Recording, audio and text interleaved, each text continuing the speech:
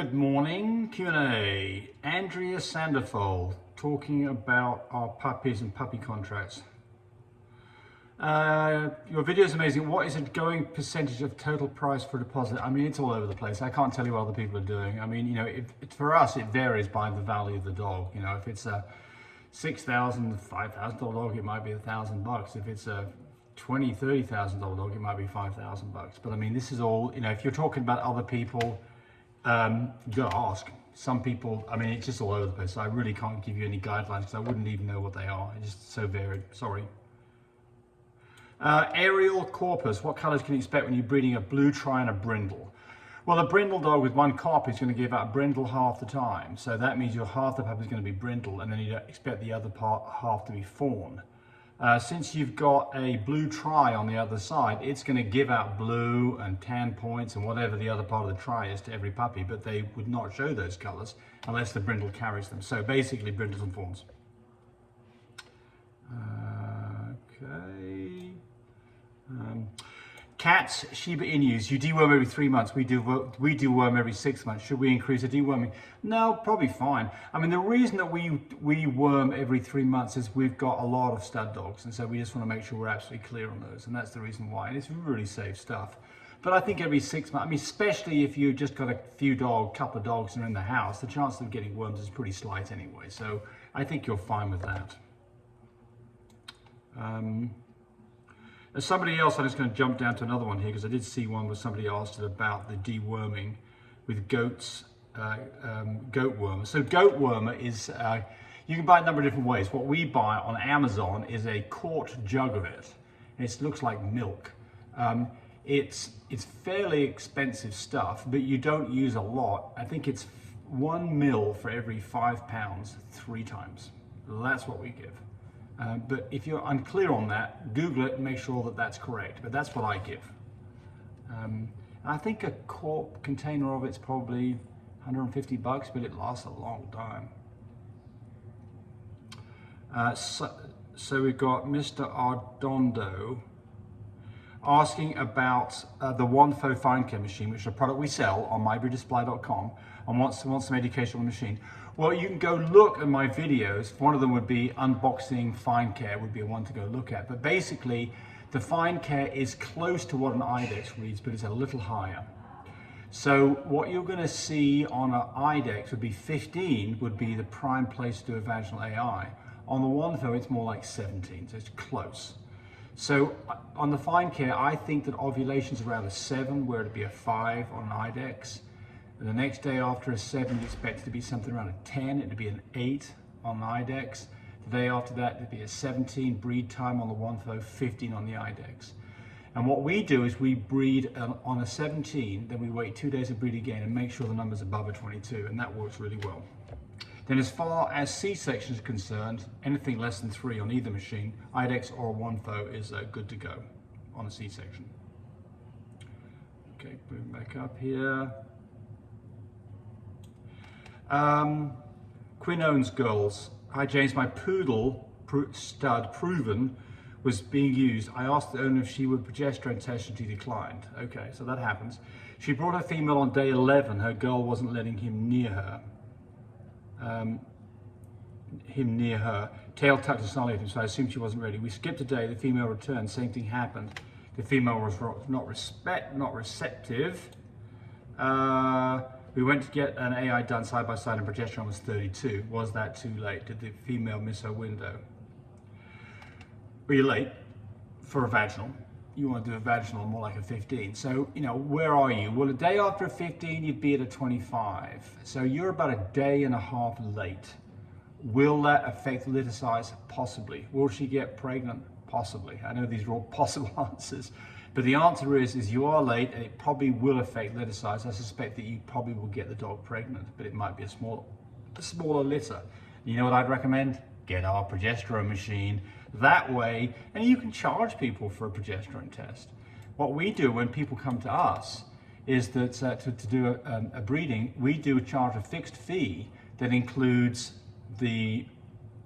we always do a brucellosis test on any dog that comes to our property because we want to make absolutely sure that there's not brucellosis present.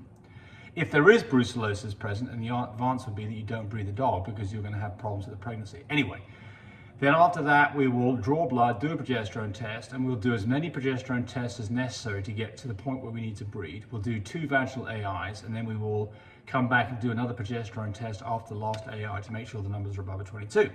And we will board a dog for up to a week. All of that is one fixed fee for doing that. So that might be, again, that's us. Other people, of course, are going to be different, but the assumption is that you have a progesterone machine.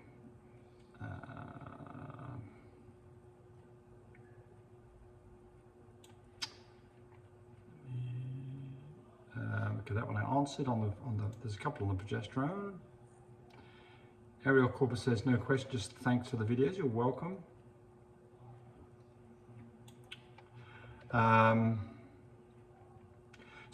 Gunilla Bergmark asking about some puppies, some bottle feeds, but are they in the England or USA? We're in the USA. So I'm a displaced Englishman who's been over in the United States since 1978, and I'm a nationalized, whatever you call that. I'm a US citizen these days, have been for a while. Okay, somebody's asking, I would love to see the Siren Dame. We're talking about the Brindle puppies. That litter was 3 years ago. So the side to that litter is Picasso, and you can see him on our website. He's a gorgeous small dog who throws these really gorgeous, he's a lilac and tan Merle. He throws really small dogs, and he's still going strong. And you can see him on our website, lovemypups.com. The mum was not my mum. This is a lady who'd actually been breeding to our dogs for quite some time. And so she used one of our dogs, and we helped her. She was an older lady and she needed a bit of help, so we helped her sell the puppies. Okay, one more question here because we're coming up on time. Jahar Rastafari. Hi James, my female was in heat recently and I did about 7 progesterone tests at the vet to make sure we timed the AI correctly. The semen ended up coming in a day late due to weekend shipment. The semen looked good per the vet. We did 2 AIs back to back, Monday and Tuesday. It was supposed to be Sunday and Tuesday. Did a follow-up month later. The vet said my female isn't pregnant. What do you think could be the reason I wasn't successful? Any help? Appreciate it. Well, you don't tell us what the progesterone level was when you did the AI, so that's kind of paramount to this. So, if you're doing an AI what you think is late by a day, you're in the right realm. I mean, typically what I say is the window of opportunity is plus or minus a day from the right time to do the AI. Varies by machines that you're using, but most of these vets use an IDEX machine, and so we'd like to do a breeding. A day early would be an 8, and a day late would be about a 25, and on the money would be a 15.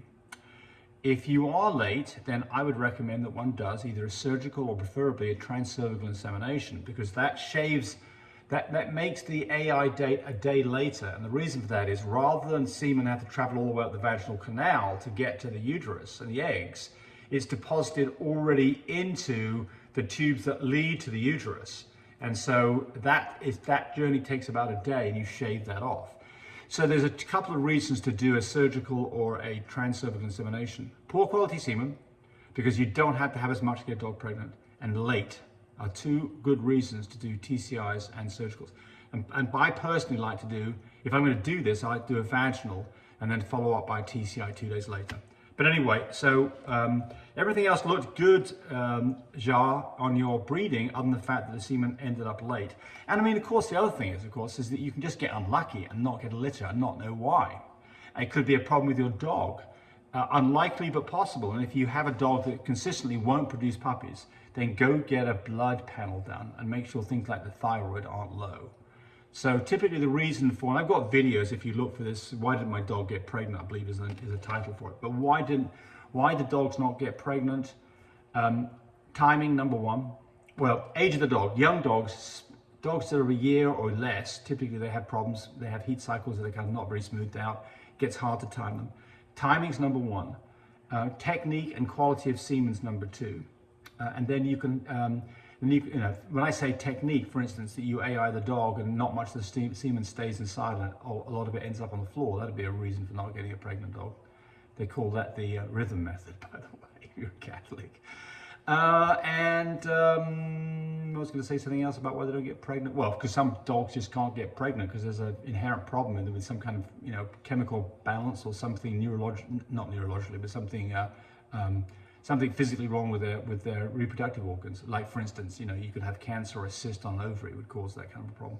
All right, there's 10 minutes. Thanks for watching. See you. Bye. Hey, thanks for watching the video.